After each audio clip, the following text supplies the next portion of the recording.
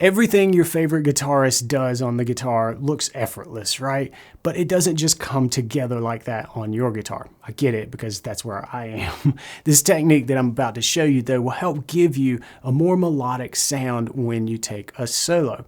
And if it seems complicated at first, hang on because I'm going to break things down so that you can start using this very technique by the end of the video. And the best part is, I think if you know just a couple of chords, you can get started and seriously level up your sound using this one idea.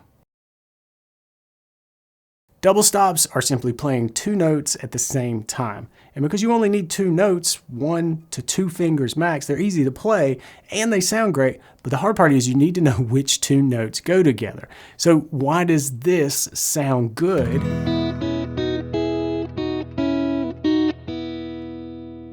And this seems a little bit off. Earlier in my guitar journey, I figured that finding the right note pairing meant harmonizing each note on its own. And this kind of worked, but it really was tedious, and it certainly didn't help me stay in the creative flow. So instead of hunting around for notes one at a time, let's use a shortcut with something you probably already know. A couple of open position chords. We'll start with just two.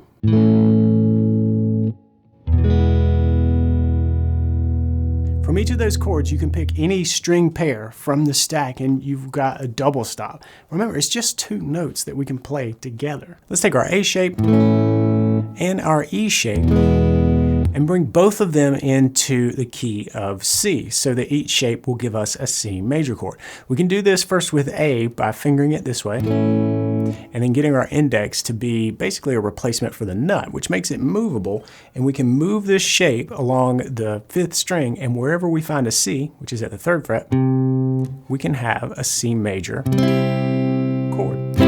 Once we're here, any two strings will make a suitable double stop that work really well over a C chord. So strings 5 and 4, 4 and 3, 3 and 2, and 2 and 1. These work really well as a double stop for the key of C. Now there's more that we can do to this, but before we do that, let's take our E shape, make it movable, and same thing, bring it up to where we find our root, this time on the 6th string, as a C note. And any two strings will be suitable for double stops. Just working my way up for each pair of strings. And you can even skip over strings, but here we're just going to stick to adjacent strings as you get used to this. And when I play my A shape, oftentimes I'll drop that 5th string and just bar strings 4, 3, and 2. So chords give us a frame of reference for notes that will sound good together every time. When you're soloing, just keep a chord shape in mind and it's like a map of good notes. And we're going to talk about that a little bit more later, but playing these notes straight from the chord isn't really enough. We need a little bit of movement. So let me show you how to make these shapes come alive. Double stops need to move. That's, to me, what makes them sound good. Otherwise, you're just playing little bits of static chords, but the movement is what makes them sing. But you don't necessarily have to move all around the fretboard to get that movement. You can actually create some melodic movement without moving positions. It just takes a few tried and true embellishments. Let's take our C major chord that we got from this A shape, and we brought it up here, making it movable. But then when I told you to bar across strings 4, 3, and 2 to play this, still know it's a C because of the root on the 3rd string, but doing this gives you fingers in front of the bar to play some embellishments like this. We can go from the 4th string and hammer up 2 frets or just pick up 2 frets. But the key is you want to have that 3rd string ringing as you do. And of course you can work in some pull-offs there too. And this gets you in that double stop sound. And then we can do the same thing over strings 3 and 2. So let the 2nd string ring as you do some of that hammer on pull off stuff on the 3rd, 2 frets up. And then naturally you can combine the two.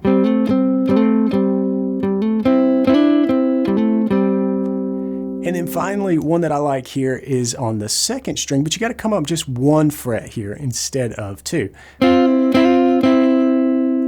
And it's kind of opposite. We let the third string ring while we move around on the second string, the higher string.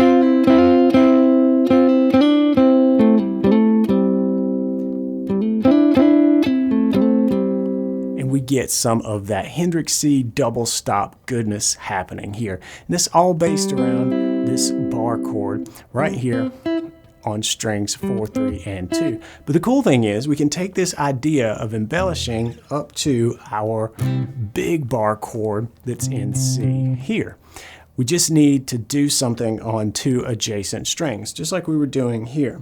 And to me, the best spots for that in this shape come around the C, E, and G here on strings 4, 3, and 2. Same string set, really. But what we can do is hammer up on the third string just 1 fret. You can get your little finger to do that. Hammer on, pull off, right? You can see you've got that same sort of headroom for some embellishments using that note, all right? But then what we can do is kind of drop that ring finger, and this is just a great little double stop there to slide into, but we could do that same hammer on here.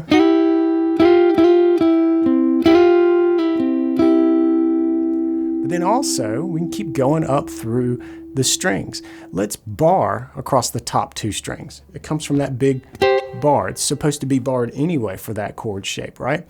So if we do that, hold the third string, we can hammer up on the second string.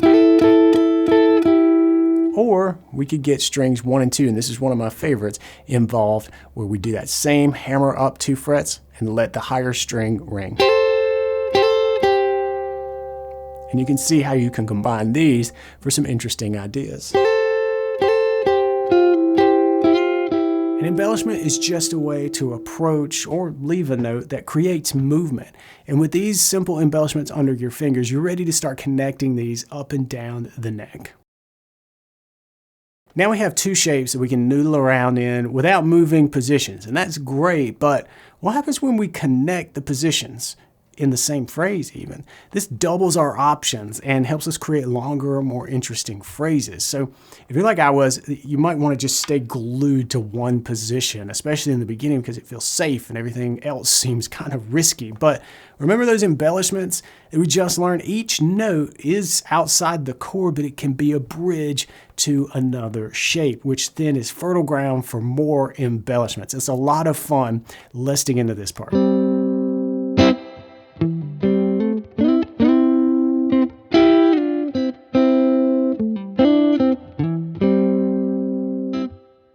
What we're doing is connecting these 2 C major shapes, here and here, and doing it using our embellishments with the double stops to create some movement and a really connected, fluid sound. So what I did here was use my 4th string embellishment note to then slide into this. The reason is that as I hammer up, I've got that forward momentum. I'm already moving this way on the 4th string.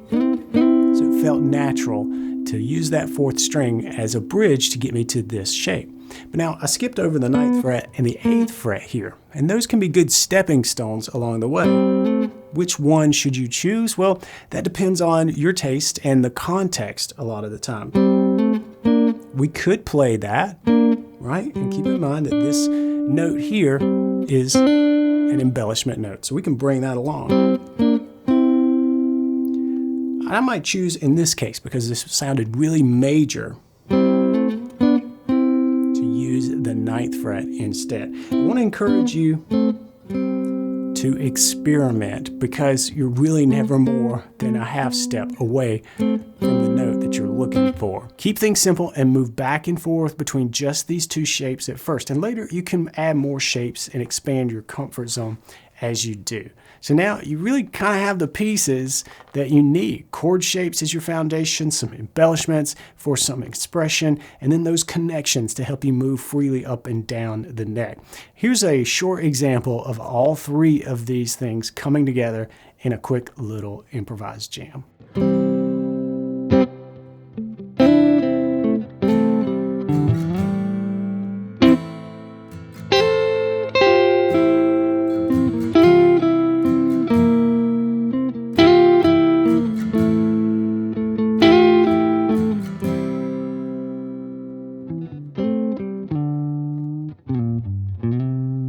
So now you got the tools to make your lead playing more melodic, but we spend most of our time playing rhythm guitar.